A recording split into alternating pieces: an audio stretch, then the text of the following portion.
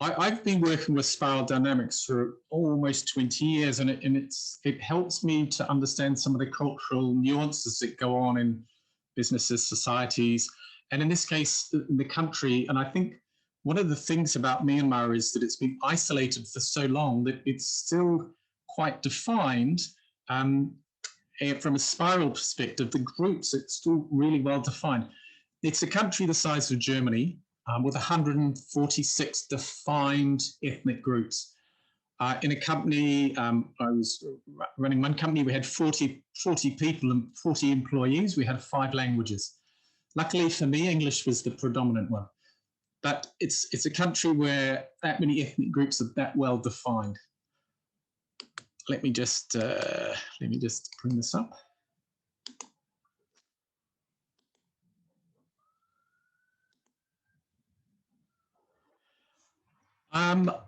Burma, formerly, presently Myanmar, formerly Burma. The army changed it in about the mid-90s. Myanmar is the original name historically. In this quick talk, I'm going to run through a little bit of the history, which will help understand how these ethnic groups formed and how we can look at them through the spiral lens. The dictatorship, which sort of moved into democracy and now is a military coup, is all chance of it falling back into dictatorship. A little bit of the history of the country.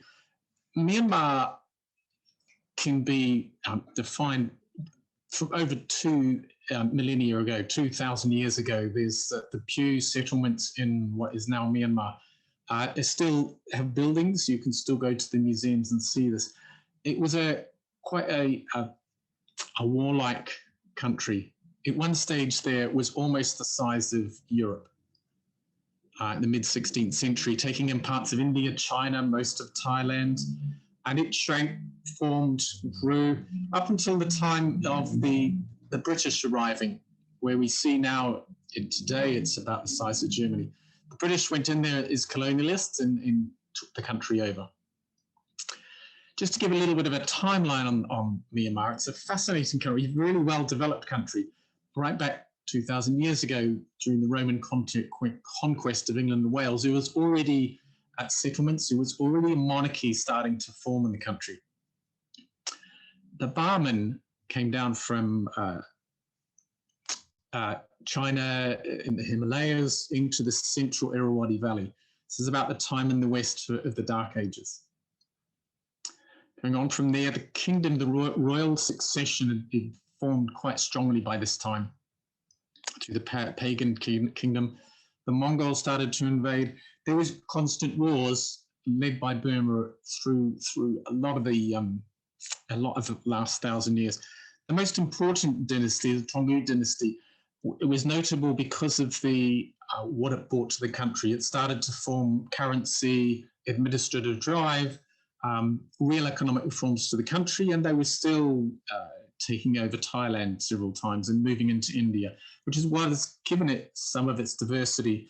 Moving into Thailand, bringing back the women and children as slaves.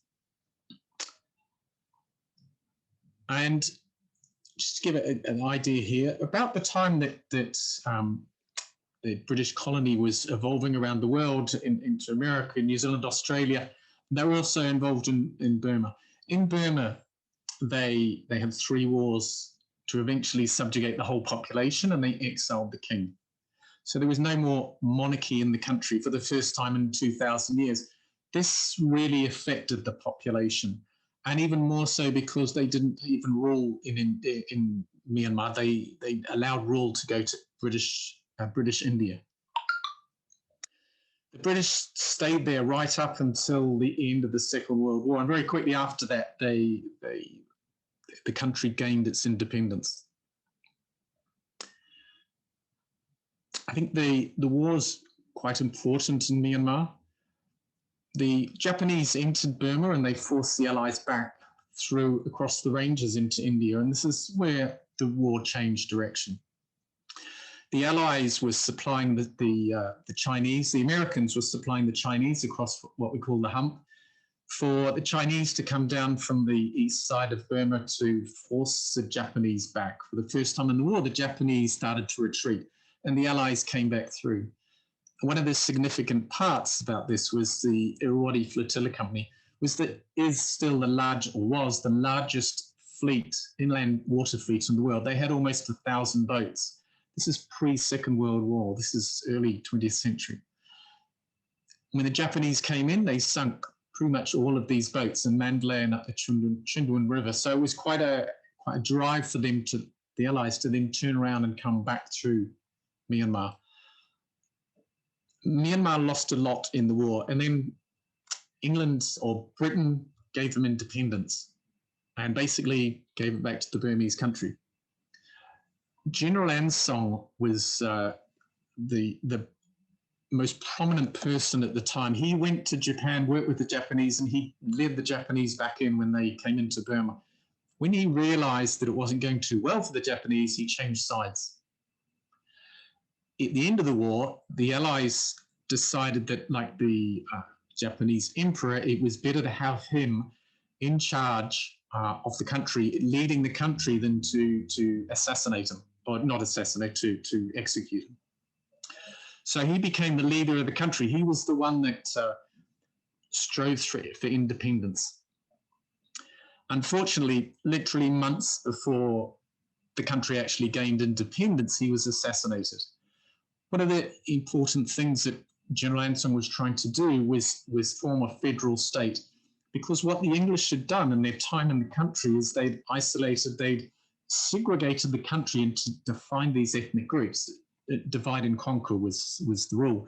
So these independent groups that helped the Allies come back in were expecting independence, a federal country, a federal state. And General Ansong was sort of going this way.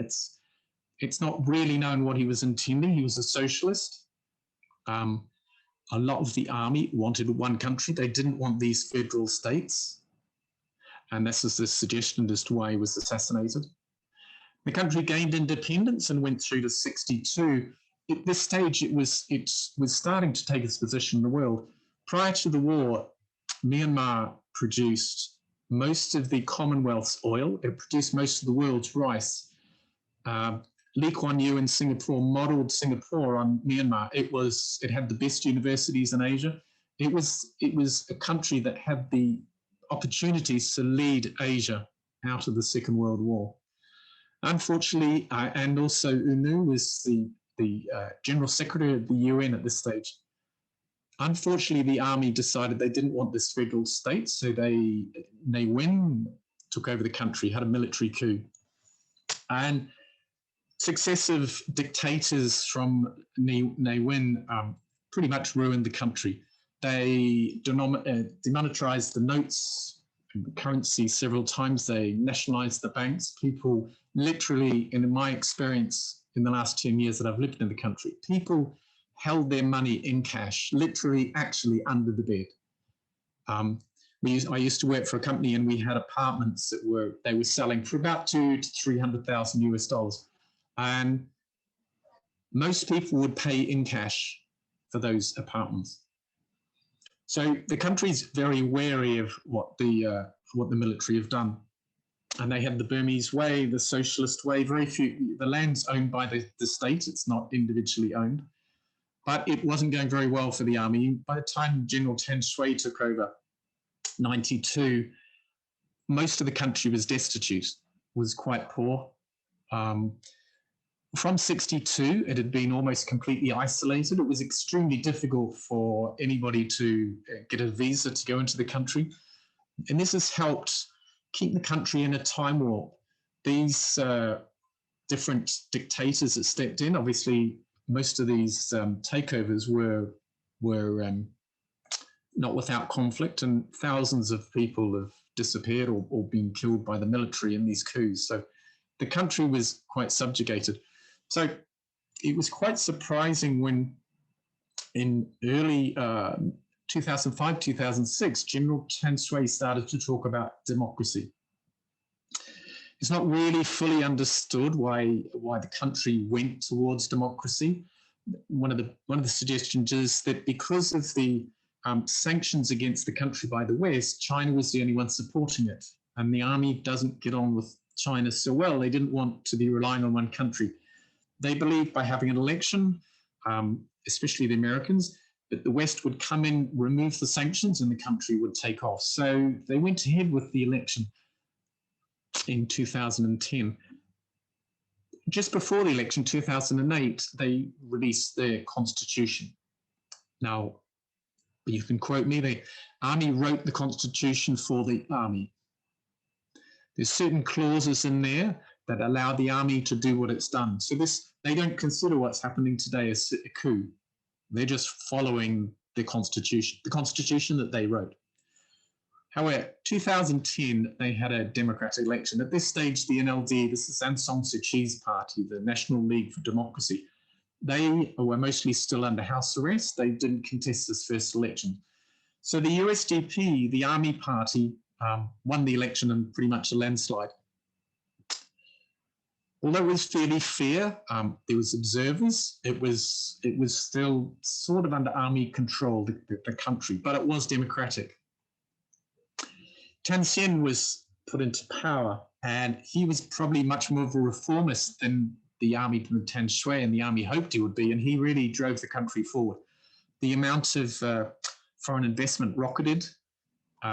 He traveled overseas. I think he even traveled to America to encourage business to come to the country. And this encouraged the US, the EU to drop some of the sanctions. He released Aung San Suu Kyi from under house arrest and a lot of the other political prisoners as well.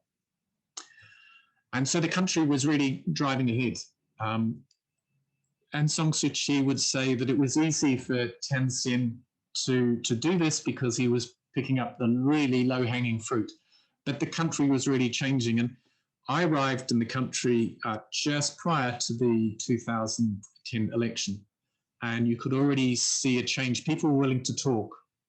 Prior to that election, nobody would talk about anything. The country was so subjugated because a lot of them would just go missing. You said something to the wrong person in a beer station, in a tea shop, and you'd disappear.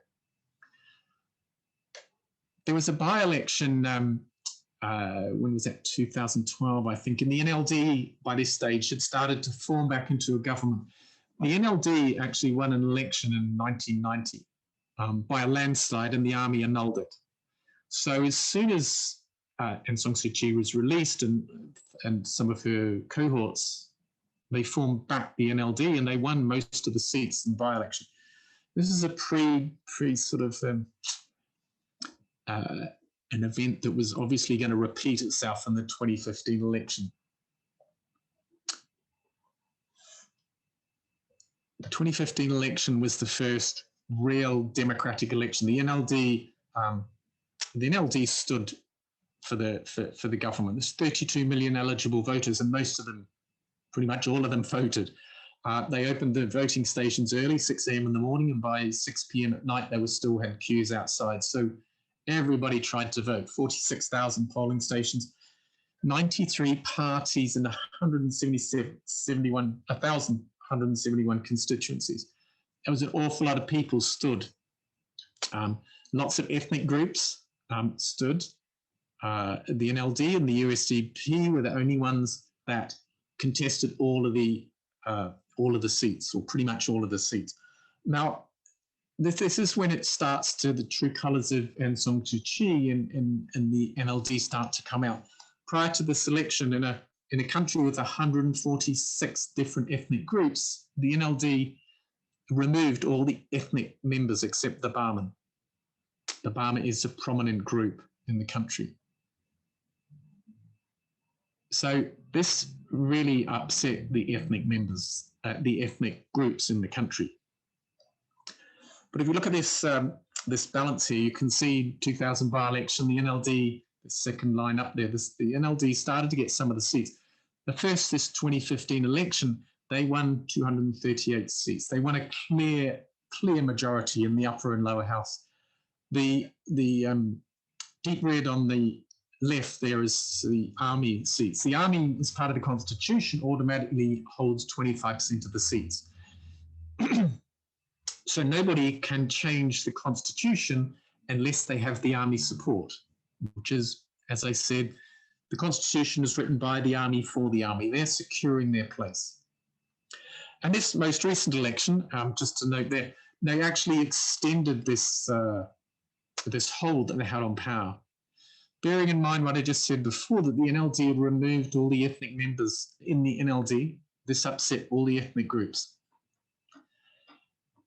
Aung was an ex-army general, and they had to make him part of the NLD because Aung San Suu Kyi, she was only 2 years old when her father was assassinated.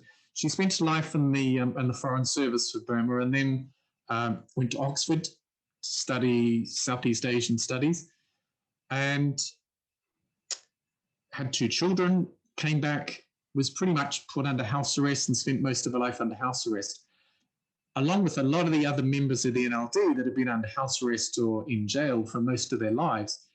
And then suddenly they had to fill all these seats in parliament, in government, and they didn't have any. She, at this very start of them winning the election, she held 6 portfolios, 5 portfolios, foreign minister, education, religious studies, and because she can't be president, she formed a position called state councillor, which is president in all but name, because she had nobody else that she trusted that could actually do the job. And so Choi Aung was one of the many army people that she had to bring back into her party, into ruling in the government. And then by 2018, for the next by-election, it's worth noting that of 13 seats, they lost several of them, and they only actually won 6 of them. So their support was waning from this election, from this 2015 election. If we come up to 2020, this is the election now, the election that was held in November last year. And the army annulled this election effectively with the coup. It's interesting to note that they've emulated what Trump did in America. They claimed widespread fraud in the election. The difference is that they were the army, and so they just stepped in, took the NLD out, and they're now in the ruling party. It's debatable, and we'll never really find the truth as to whether there was widespread fraud in the election. They've got extensive records that show there was. It was in the tens of thousands. And what I said previously there, that they only won 6 out of the 13 seats in the by-election. Generally around Yangon, the Western press believed that the NLD would still win, but they would win by a lot less. But they actually won by a lot more. They also claim that Aung San Suu Kyi stopped polling, stopped canvassing during the election, and then immediately went out, bought herself a helicopter and flew all around the country. This is really important because the NLD, while it's a political party, is Aung San Suu Kyi. I don't know, I never really saw what their intentions were, what their manifesto was. It was all about her and who she was, and the people flocked to her.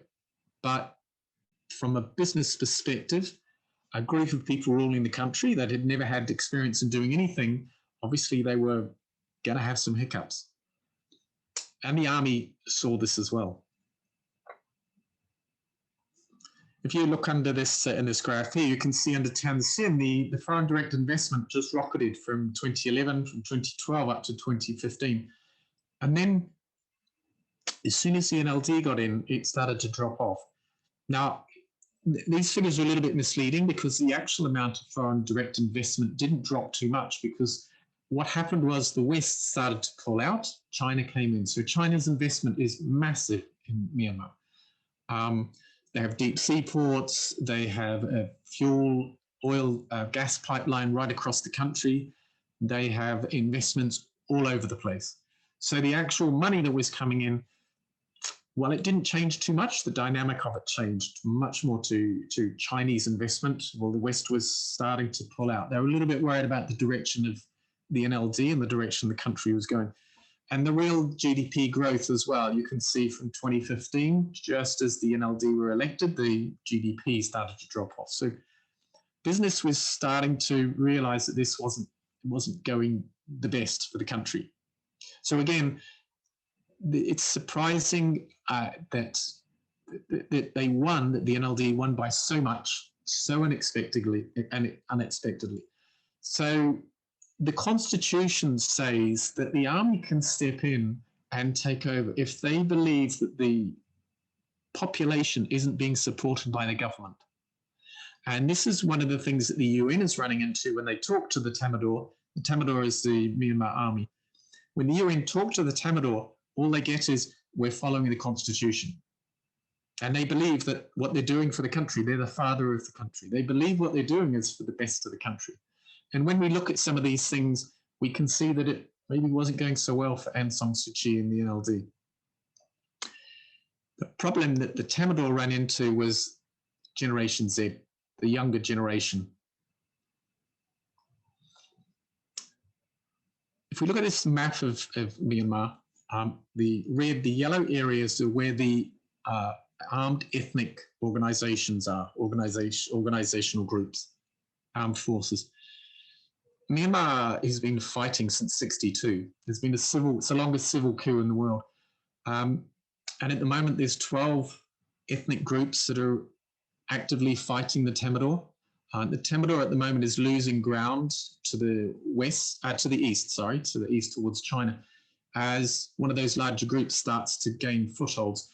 We're talking about tens of thousands of ethnic armed fighters. What's happening with the coup now is that a lot of people from the cities, from Yangon, are actually starting to disperse into the countryside and join up with these armed ethnic groups. And the Tamadaw is fighting on half a dozen different fronts. And they're starting to get drawn out too thinly. So what we've got, and I've tried to sort of put the spiral colors in here, the way that I see the groups. The Tamadaw are the army that's fighting pretty much everybody else. The NLD's Aung San Suu Kyi's party, she hasn't been seen since February the 1st. She's under house arrest again, spent most of her life under house arrest. The CRPH is the group that's developed to represent the government in exile, the elected government in 2020 that's been in exile since the 1st of February. The NUG, the National Unity Government, is the government that's come from the NLD, from the CRPH, that is the opposition government. They're the ones presenting themselves to the world as the real leaders of the country. The protesters, Generation Z, are a separate group. And they're the ones that are really fronting up to the Tamadaw. So I'm just going to break the groups down. So we look at each of these different players here. The Tamadaw are heavily supported by Russia, and to a certain extent by Israel, and to a lesser extent by China. China doesn't really care, I don't think, who's in power. They just want stability because they have so much investment in the country. So they support the Tamadaw, but the Chinese also support the armed ethnic groups, which is a conflict to themselves. The thing about the Tamadaw is that they control half the country's commerce. Their two companies run all sorts of businesses. So it's in their interest to have a stable economy, a stable country. And they're very adept at using psychological warfare. This coup has been a slow ramp up of pressure on Generation Z to try and put them off, but it hasn't worked. They started with confrontation, and then it became sort of water cannons, rubber bullets, real bullets. Last week, a few weeks ago, it was grenades, rocket-propelled grenades. Now they're using, what they're doing is they're abducting people, beating them up, high visible people, rock stars and social media influencers, comedians. They're abducting them, bashing them up, and then putting the two photos on their television station. So they're really heavily into psychological warfare. So they're very much I think, starting using a little bit of orange technology and in what they're trying to do with suppressing the local population, which surprisingly isn't working. The pressure that the Generation Z are under. The Tamadaw are very good at playing the international game. Their figures are always much lower, so the death rate's a third of what's projected by the local NGOs in Myanmar. They released 23,000 prisoners last week or the week before. Right now they're at the ASEAN meeting justifying their position. They're trying very hard to get international recognition. The UN, the West is caught in a difficult situation. Who do they recognize? Do they recognize the Tamadaw, who are the army, or do they recognize the NUG, who are pretty much new and an unknown quantity? Now, the Tamadaw also has a really strong red aspect to it because the rank and file. The rank and file, the soldiers on the streets, see the population as terrorists. The internet's been cut, mobile internet's been cut now for about a month, 4 or 5 weeks. And the initial suggestion was it was to stop the Generation Z organising, communicating overseas with protesters in Hong Kong, which I'm sure was one intention. But what's also coming out now is that the authorities, the officers in the Tamadaw are struggling to control the rank and file. Cutting the media, cutting the internet connection means that the rank and file, the soldiers on the street, aren't seeing the other side, the Generation Z side, the public side of this fight. They're being brainwashed into believing that the Generation Z, the public, are the enemy. The rank and file don't get paid very much. They're fighting to find food, and they're quite adept and they're quite happy to use all sorts of techniques that I wouldn't have thought would have been around in the 21st century. So rape as a use of war, child soldiers, abduction, firing guns into buildings. And it was quite interesting. The UN was out there last week, and the UN special reporter flew in, surrounded by 6 trucks, taken to a special army protected base, realizing that the population has catapults, little wooden catapults that you fire a stone. But she had all this protection. She didn't see the buildings, that the residencies where the windows were smashed in by gunfire. She didn't see the harassment that the population, the public, is under. The only slight connection she got with it was when she was lucky enough to be allowed to go into a marketplace. Bearing in mind, if you look at the footage, she's surrounded by army. She's also surrounded by a lot of people in civilian clothing who are army in civilian clothing. And still, there was 1 or 2 people. There was 10, I think, of the public actually came up and talked to her. We know that there was 10 because they were probably taken away and put in jail. So the army was definitely controlling, the rank and file were controlling what was happening with the exposure to the outside world. So the Tamadaw is controlling the international story that's going on here. The NLD and the NUG are the sort of the political parties on the other side. Aung San Suu Kyi's father was a socialist.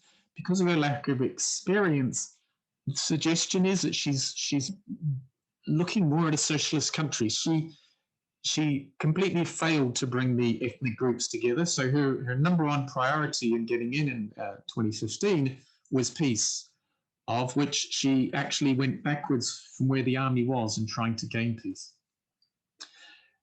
The NLD has very limited experience. So they've fallen back on what they know, which is what the army were doing. It's very top-down control. Everything goes through her and everything goes very slowly. And because of the way they treated the Rohingyas in the Rakhine, because of the lack of peace initiative with the ethnic groups, they've lost a lot of ethnic support. And as I said, there was no ethnic members in the initial NLD party. There's a few more in the 2020 election. So I'm thinking that the NLD, the NUG, which is the new party, are much bluer than the army is. And the NUG is not being led by the NLD or Aung San Suu Kyi. They still have a heavy influence in it, but they're much more ethnically diverse. And there's a lot more of the ethnic groups as part of it.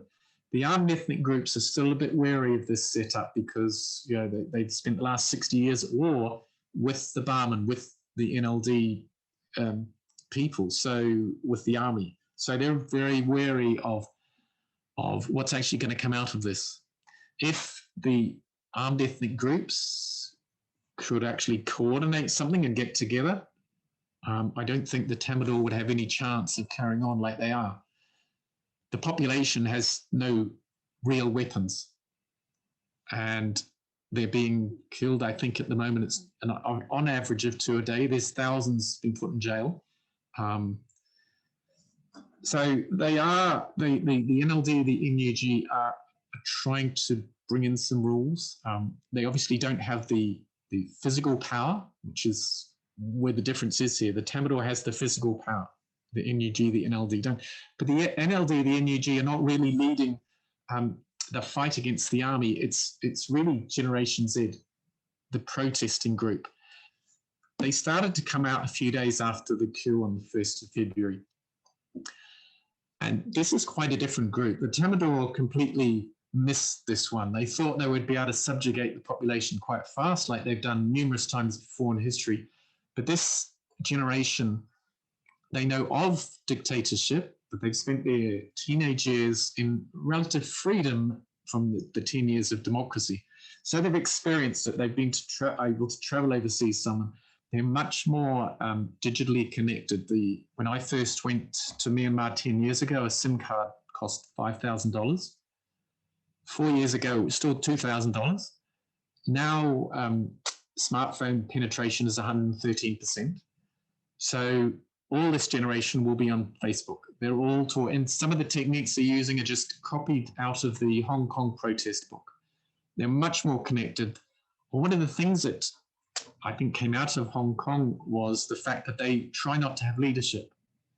So the army will pick out the leaders and try and destroy the organization by hitting it at the top. The Generation Z just pop up in different places and protest different areas without apparent leadership, which is one of the reasons that they stopped the internet. So the communication is a lot less. They can't use WhatsApp. Facebook has been banned since February the 2nd, I think. So Generation Z is way more aware of the 21st century technology, using orange technology than the Tamadaw. The Tamadaw are struggling to keep up with it. And I think the other thing that we need to notice here with Generation Z is that there's much more gender equality. You see as many women on the front line as you do men. And women are being shot just as quickly as men are. So what's really surprising here is that they're there and they're still there. I can't remember when the first one was actually shot. It was a few weeks before they started to use live ammunition in the army, but now they're using different techniques and they're just going and abducting people. In my experience there, it's quite obvious that PTSD, post-traumatic stress disorder, is becoming apparent in the population that you just meet in the bear station. They're under constant stress, whether they're marching in the streets during the day or the army is going into different suburbs at night and keeping everyone awake with live ammunition, blast guns, that sort of thing. So I think one of the things from a spiral perspective here is how absolutely ineffective the UN has been. They try to talk to the Tamadaw, well, we're following the Constitution, and that's the line. They don't get anything else from the Tamadaw. And the UN has struggled, and so far they haven't acknowledged the NUG, who is the political group that's come forward. ASEAN today has just invited the leader of the Tamadaw to Indonesia. So they're supporting the army. China doesn't want anything to blow up, but they are stopping the Security Council from doing anything. Not that the Security Council with the UN could do anything, I don't think, but China is very much about, it's an internal matter. Will the country heads very quickly towards civil war?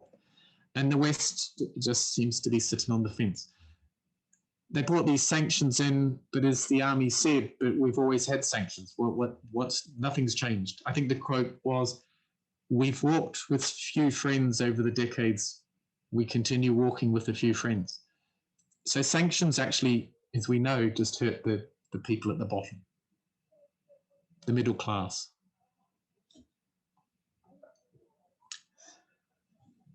So I think from a spiral perspective, this is a really complicated situation in the fact that these groups don't want to talk to each other, can't talk to each other. What has to happen, in my opinion, is dialogue, but nobody's even brought that up. And in actual fact, I don't know that you could even bring it up at the moment. The UN has got nowhere. CNN didn't really help matters. And I think the Tamadaw are getting forced into a corner. The army, they know that if they lose, the leaders will end up in The Hague. They'll end up with genocide charges against them, crimes against humanity. So they're not going to give up. Everybody realizes that the NLD isn't really capable, just through inexperience, they're not capable of running a country. The CRPH, the NUG, the ethnic groups that formed way back before the Second World War are going to have demands. They're going to have requirements of any new government. And the Gen Zs, they just can't communicate with the older generations. Working in companies, one of the things I notice is that young generation is really dynamic. They haven't lived under dictatorship for their working lives. So they're really dynamic. They're generally entrepreneurs. They want to go and do things. They've got the energy. And as soon as they run into anybody that's older than 35, there's just not the connection with them. So we've got groups here that are quite defined, quite separated. And I think the way it's heading at the moment is pretty much failed state. So my questions would be, how could you get these diverse groups talking to each other from a spirals perspective? And that's my talk. Thank you very much.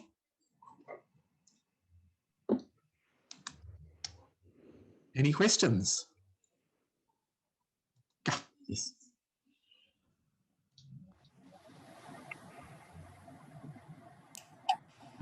My first question is, you said Gen Z, they're using the internet a lot, but then the infrastructure of the internet is being taken down by the army. Is that right?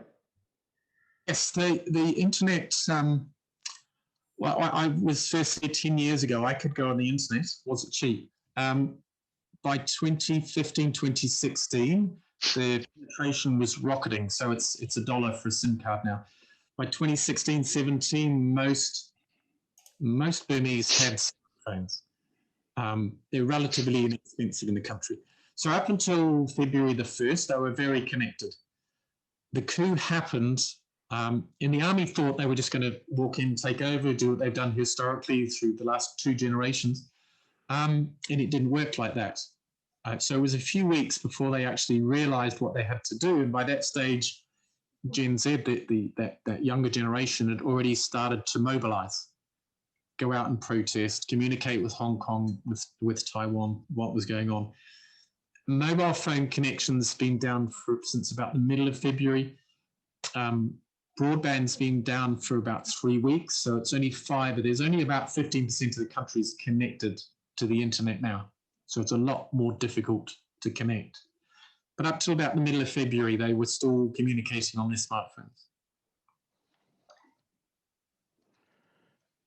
So are they, with that 15, I thought I heard you say 15%, are they managing to keep the investment crowd, the Chinese and the little bit of Western investment that's there, are they keeping them connected, or have they lost connection also?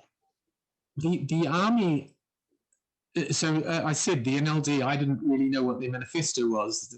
Aung San Suu Kyi was the front person, and everybody voted for her. The 2nd of February, the army had a manifesto. They had most of the ministers, replacement ministers in place, much more organised, much more formal in what they were doing. And one of their things that they fully intended to do was keep commerce going, because they make a huge amount of money for themselves through keeping commerce going. So they've slowly cut internet access down to now fiber, which is sort of keeping the banks and business going, but it's seriously struggling. It's heading quickly towards a failed state for various reasons. Inflation starting to increase. It was always a cash society. It was moving across to card, plastic society, but it's quickly reverted back to a cash society. People keep the physical cash under the bed, and the country's running out of cash. So the army wants to keep commerce going, but it's not working very well. Banks are generally closed now.